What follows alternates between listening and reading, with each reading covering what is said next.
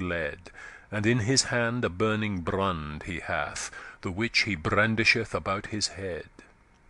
His eyes did hurl forth sparkles fiery red, and stared stern on all that him beheld, as ashes pale of hue, and seeming dead.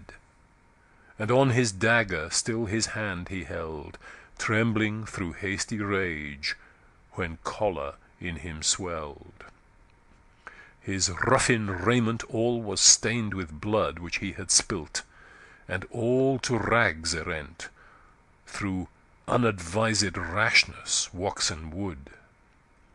For of his hands he had no government, ne cared for blood in his avengement, but when the furious fit was overpast, his cruel facts he often would repent.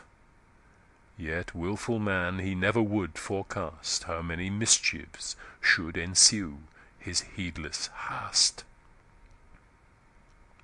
Full many mischiefs follow cruel wrath, abhorred bloodshed and tumultuous strife, unmanly murder and unthrifty scath, bitter despite with rancor's rusty knife, and fretting grief the enemy of life.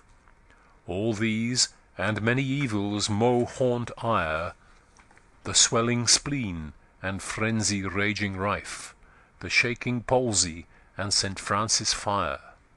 Such one was wrath, the last of this ungodly tire.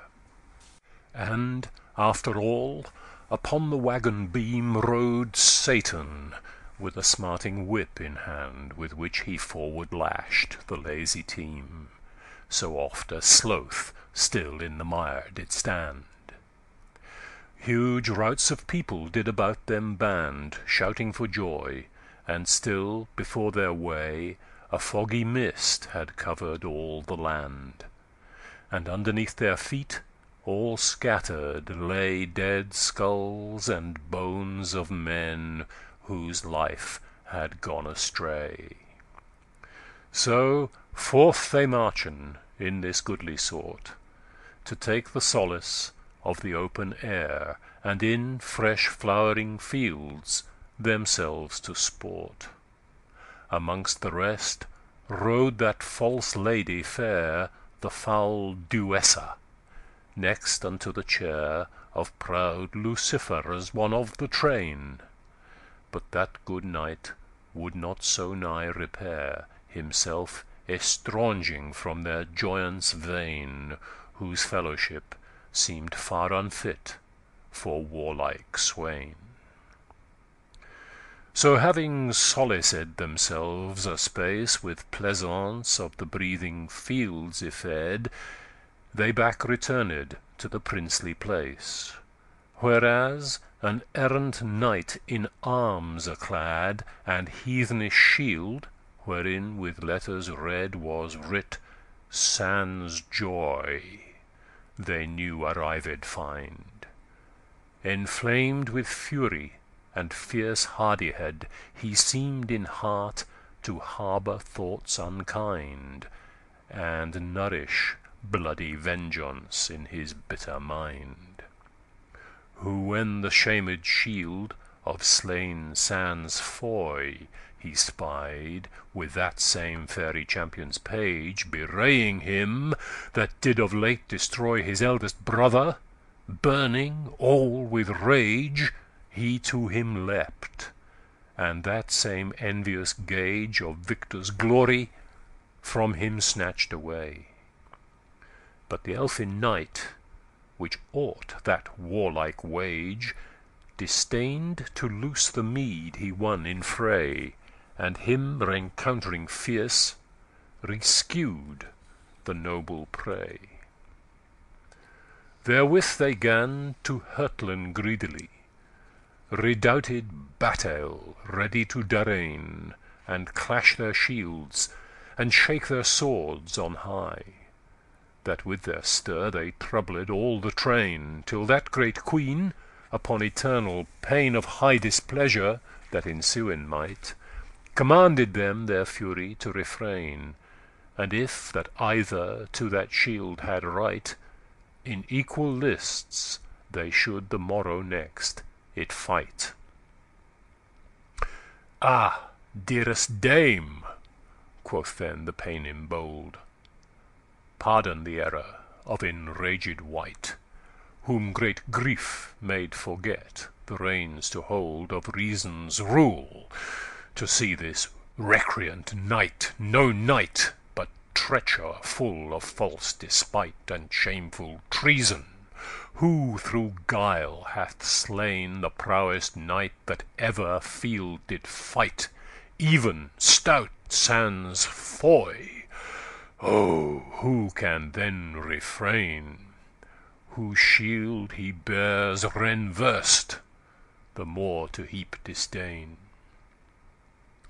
And to augment the glory of his guile, his dearest love, the fair Fidessa, lo, is there possessed of the traitor vile, who reaps the harvest sown by his foe, sown in bloody field, and bought with woe. That brother's hand shall dearly well requite, so be, O Queen, you equal favour show. Him little answered the angry elfin knight. He never meant with words, but swords, to plead his right, but threw his gauntlet as a sacred pledge, his cause in combat the next day to try. So being they parted both, with hearts on edge, to be avenged each on his enemy. That night they pass in joy and jollity, feasting and courting both in bower and hall. For steward was excessive gluttony, that of his plenty poured forth to all, which do'n the chamberlain Sloth did to rest them call. Now when as darksome night had all displayed her coal-black curtain over brightest sky, the warlike youths on dainty couches laid did chase away sweet sleep from sluggish eye, to muse on means of hoped victory.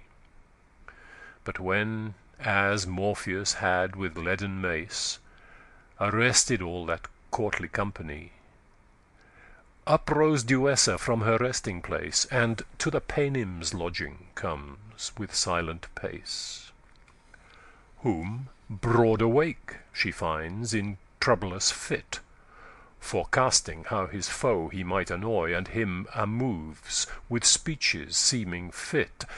Ah, dear sans Joy, next dearest to sans Foy, cause of my new grief, cause of my new joy, joyous to see his image in mine eye, and grieved to think how foe did him destroy, that was the flower of grace and chivalry. Lo, his Fidessa, to thy secret faith I fly.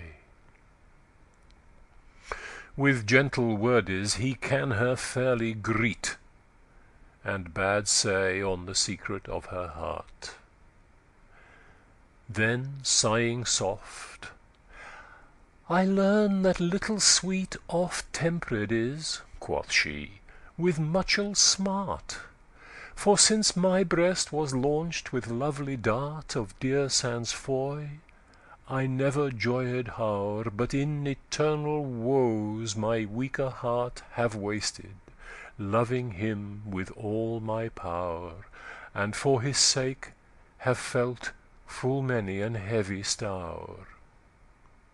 At last, when perils all I weened past, and hoped to reap the crop of all my care, into new woes unweeting I was cast by this false Fator, who unworthy ware his worthy shield, whom he with guileful snare entrapped slew, and brought to shameful grave.